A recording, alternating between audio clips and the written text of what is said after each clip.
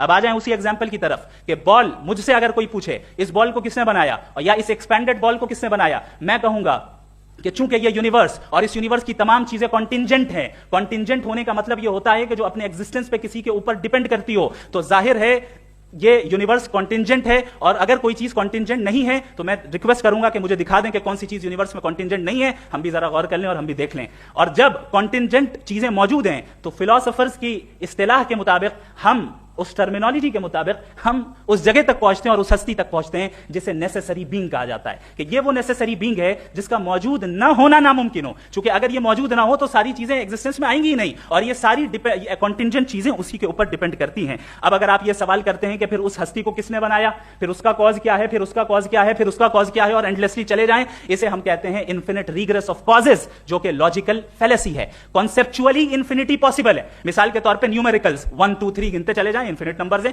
मैं कॉन्सेप्चुअली बात नहीं कर रहा, प्रैक्टिकली रियलिटी में साबित करके दिखाएं कि infinite regress of causes possible है या नहीं। अगर पॉसिबल है तो हम मान लेंगे, मिसाल दे दें, और पॉसिबल नहीं है तो एक ही ऑप्शन बचता है जिसे हम कहते हैं नेसेसरी बीइंग। ऐसी नेसेसरी बीइंग जो इंडिपेंडेंट है, क्योंकि अगर वो डिपेंडेंट हुई तो वो नेसेसरी नहीं रहेगी। ऐसी इंडिपेंडेंट बीइंग जो इटर्नल है, अगर वो इटर्नल नहीं होगी, उसकी बिगिनिंग होगी, तो वो खुद कॉन्टिंजेंट है। ऐसी बीइंग जो पावरफुल है, क्योंकि कॉन्टिंजेंट को एक्चुअलाइज करने के लिए पावर चाहिए। ऐसी बीइंग जो इंटेलिजेंट है और नॉलेजेबल है, क्योंकि ये यूनिवर्स स्पेसिफिक फॉर्म और स्पेसिफिक लॉज ऑफ नेचर के तहत प्रिसाइजली चल रहा है। Thank you.